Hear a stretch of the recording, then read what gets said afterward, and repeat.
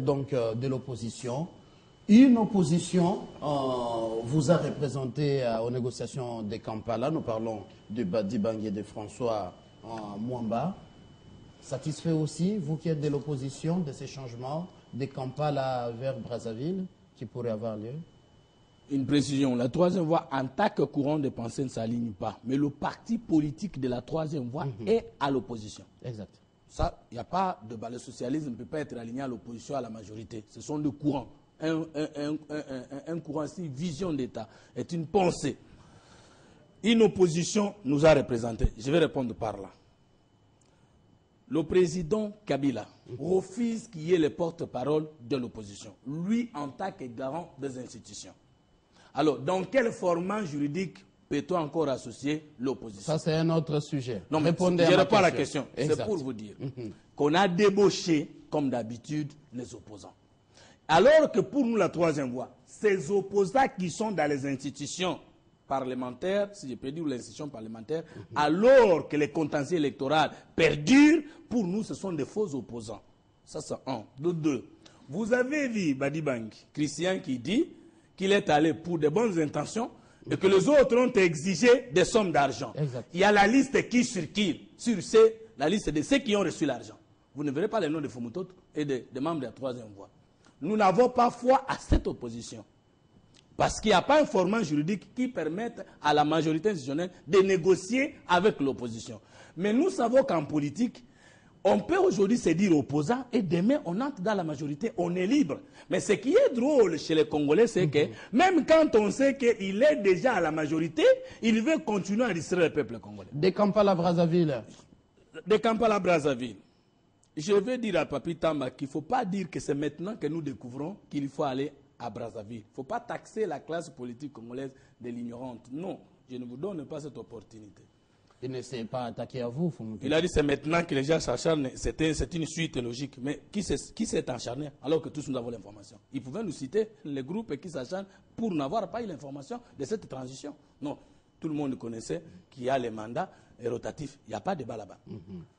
Nous sommes stricts, nous la troisième voie, que nous sommes contre l'esprit de M. Kabila qui voudrait inculquer aux Congolais la culture de la prise des armes pour avoir des postes politiques et militaires. Et il est très avancé dans cette culture-là de négliger les gens qui ne tiennent pas les armes, de ne pas dialoguer avec eux et de chaque fois après les élections que lui-même continue à gagner, il va toujours négocier avec ceux qui n'ont pas participé au processus. De Kampala à Brazzaville. Je suis là. En 2006, il gagne les élections. Jean-Pierre Bemba accepte les élections. Il va faire Amani 1, Amani 2. Il va intégrer ceux qui n'ont pas participé au processus dans les institutions. Mon grand frère Yamba Yamba a essayé de vous faire voir quel est le vrai problème des Rwandais. Le gouvernement nous a dit que nous ne sommes pas dans une rébellion, en face d'une rébellion, nous sommes en face des agresseurs. Et ces agresseurs identifiés par les études des experts des Nations Unies, ce sont les Ougandais et ce sont les Rwandais. Le gouvernement dit qu'il ne va pas négocier, mais à cause des changements des rapports de force, la chute de Goma notamment, le gouvernement se retrouve sur les tables de négociation à Kampala, humilié devant un ministre des Affaires de la Défense ougandais. Nous nous posons la question, négociation entre qui, autour de quoi et pour quelle finalité? À Brazzaville, oui, question de proximité, question de crédit, parce que Sassou Nguesso, Denis n'est pas n'importe qui. Je crois qu'il a le crédit d'avance des Congolais. Mais pour traiter quelle question de fond? Question de rapport entre agresseurs congolais et gouvernement congolais, ou on va y revenir tout à l'heure entre les rebelles congolais et le gouvernement congolais. On revient tout à l'heure. De l'opposition donne la parole à la majorité présidentielle. Ernestine Nyoka, ça vous fait du bien? Vous dites ça va avancer. Si c'était un jugement, ça serait équitable de Kampala à Brazzaville? Mathieu, je crois qu'il ne faut pas se leurrer. Je crois que la première préoccupation, elle est d'ordre psychologique. D'ordre psychologique, pourquoi? Parce que la République de Brazzaville est juste à côté. Donc il y a des questions pécuniaires qui seront amoindries. Elle est d'ordre psychologique parce que les acteurs politiques qui peut-être n'ont pas été mis dans la délégation peuvent aussi aller à Brazzaville. Elle est aussi d'ordre psychologique parce qu'on se dit, dans le rapport des Nations Unies, le Congo-Brazza n'a pas été cité. C'est l'Ouganda et le Rwanda qui a été cité. Et donc, moi je pense qu'il n'y a pas de surprise quant à ça. Bien au contraire, il faut redoubler de vigilance. Parce que si nous ne sommes pas vigilants, si nous n'anticipons pas, eh bien, nous risquons de tomber dans un cercle vicieux qui ne pourra ne pas nous servir. Ah voilà, aujourd'hui vous êtes très, très bref. Hein? Il faut de récupérer la parole. Alors, ma deuxième question, c'est le même ordre du jour, du débat qui va continuer, ou, selon vous, il y aura du changement dans les négociations. Est-ce que ça pourrait changer la position du M23 depuis le débat? Je commence avec vous, Fumutoto. Il faut que les Congolais puissent faire la somme de toutes les communications autour de la question à l'est du pays. Barack Obama, alors président des États-Unis d'Amérique, demande à Kagame de contribuer pour qu'il y ait la bonne gouvernance à l'est de la République démocratique du Congo. Alors que nous avons un chef d'État ici. Qu'est-ce que cela veut dire? L'ancien président français, Chirac, l'ancien boxeur, Mohamed Ali et consorts, demandent à la MONUSCO de trouver réponse à l'insécurité à l'est du pays. Nous quittons maintenant Kampala pour aller maintenant à Brazzaville. Il n'y a aucun nombre de doutes sur le crédit que nous accordons à la personnalité de M. Denis Sassou Nguesso. Mais maintenant, la question qui reste suspendue, c'est celle de savoir les négociations à Brazzaville ou à Kampala. C'est entre les rebelles et le gouvernement. Monsieur le Président Kabila a dit ceci. Nous devons parler de la cohésion nationale. Il a mis 3 fronts. Le front diplomatique, militaire et politique. Mais lorsqu'il dit que même la société civile doit être mobilisée, la société civile étant politique, elle sera mobilisée dans quel front? 4e, 5e ou 7e front. En cours de contradiction. Nous allons à Brazzaville. Avec quelle opposition? Celle qui n'a pas reçu le mandat des autres opposants? Ou bien cette opposition que nous avons débauchée et dont l'opinion publique connaît qu'ils sont déjà à la majorité?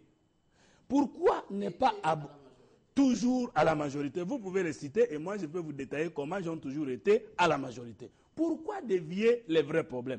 Le premier problème dans notre pays, ce n'est pas les conflits intestins entre les gens de la majorité. Il faut que les gens découvrent, comme je l'ai dit la fois passée, CNDP, parti membre de la majorité présidentielle. Et un 23 sans procuration préalable du CNDP réclame l'échec des accords signés entre le CNDP et le gouvernement. Au lieu que le gouvernement soulève question de vice de forme en disant « mais moi j'ai signé les accords avec le CNDP ». Ce sont ces accords-là que j'ai respectés, je prétends respecter 80%.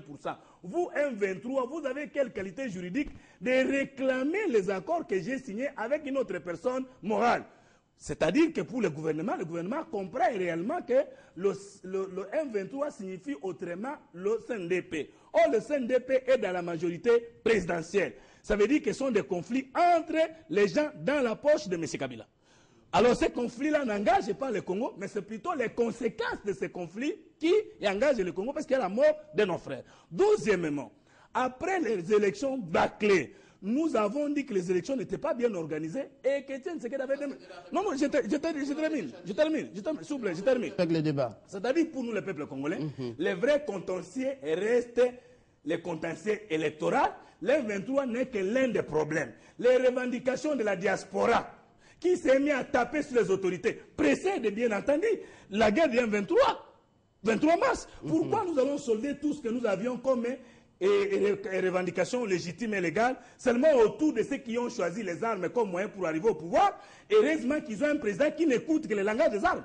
Alors, autre son de cloche, c'est qu'en lisant les potentiels parus aujourd'hui, je cite, Brazzaville serait mieux placé pour arbitrer les négociations entre les frères ennemis congolais. Papi Tamba, c'est vrai cette version que cette crise était serrée à congolo-congolaise?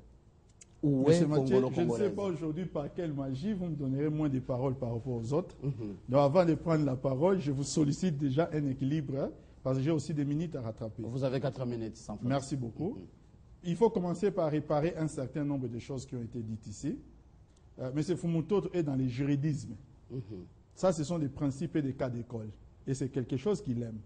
La réalité, c'est quoi?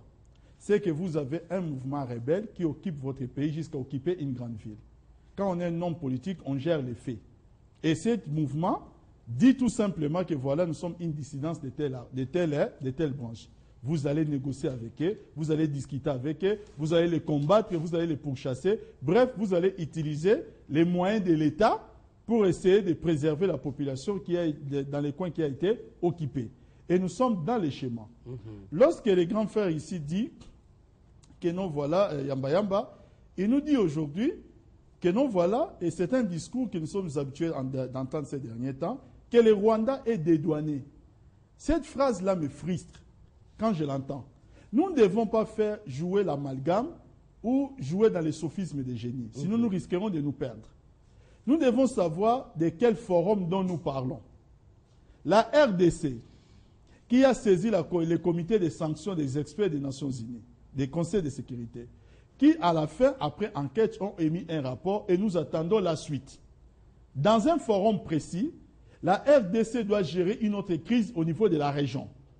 Et au niveau de la région, lorsque nous acquisons un pays comme le Rwanda, ce n'est pas parce que nous allons à Kampala que Kagame n'a pas appelé, plutôt que le président Obama n'a pas appelé Kagame. Ce n'est pas parce que nous allons à Kampala qu'on n'entend pas à gauche et à droite que le Rwanda continue à être indexé et que les gens continuent à réclamer les sanctions jusqu'à aujourd'hui. L'action diplomatique en temps de crise, elle est multiforme. Les chefs de l'État ouvrent plusieurs canaux, ouvrent plusieurs portes, parce que la paix, il faut la ramener, et la ramener avec de l'intelligence. Vous comprenez? Exactement. Lorsque Fumutoto aujourd'hui nous parle des hommes qui se réveillent, des grands de ce monde, pour demander par exemple à la MONUSCO, au niveau de l'ONU par exemple, de revoir un peu les mandats.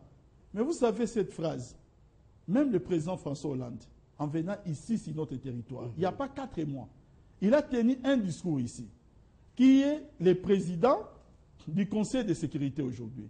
Il avait bien dit que le mandat de la MONUSCO doit être comment? Revu pour les rendre un peu plus clairs. La phrase, on ne le dit pas aujourd'hui. Si cette phrase commence à être prononcée, c'est tout simplement parce que les Congolais du pouvoir, si vous voulez, que je sois un peu plus précis, sont en train de mettre en place une diplomatie agissante. Ah, voilà. Aujourd'hui, la donne change. Hier, la RDC agressée, mais toujours bourreau des Rwandais. Aujourd'hui, la RDC agressée et victime. Et en diplomatie, ce n'est pas rien. On ne change pas une donne aussi facilement. Parce que hier, nous étions bourreaux. Pourquoi? Parce qu'acquisés comme un pays qui continue à abriter les FDLR.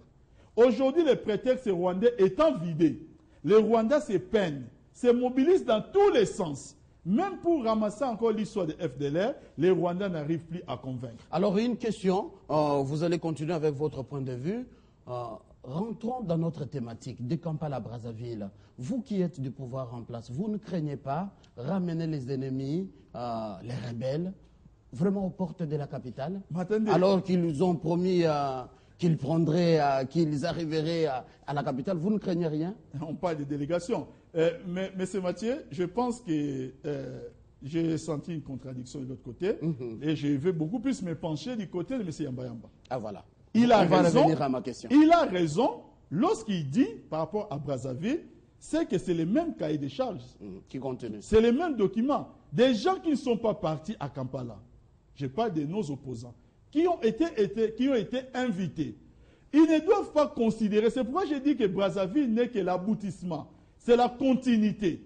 Maintenant, ils veulent présenter Brazzaville comme maintenant un nouveau cadre où il faut encore un nouveau cahier de charges, il faut un nouvel ordre du jour et il faut maintenant intégrer de nouveaux éléments. C'est à vous de répondre pourquoi l'invitation de l'opposition est-elle sélective? Qui a dit ça ici? Vous suivrez la rediffusion de l'émission et vous suivez aussi vos amis opposants à la télé, vous savez ce qu'ils disent. Nous sommes en train de dire... Non. Vous êtes de l'opposition, Fumutoto. Je n'engage pas les autres. Vous avez pris la parole et j'ai eu la délicatesse et la gentillesse de vous écouter. Vous avez ajouté dans mes mots. Vous pourriez tout simplement, M. Fumutoto, je n'ai pas ajouté dans vos mots, mais même si j'ai ajouté dans vos mots, essayez d'être fair play pour parler comme vous aurez le temps.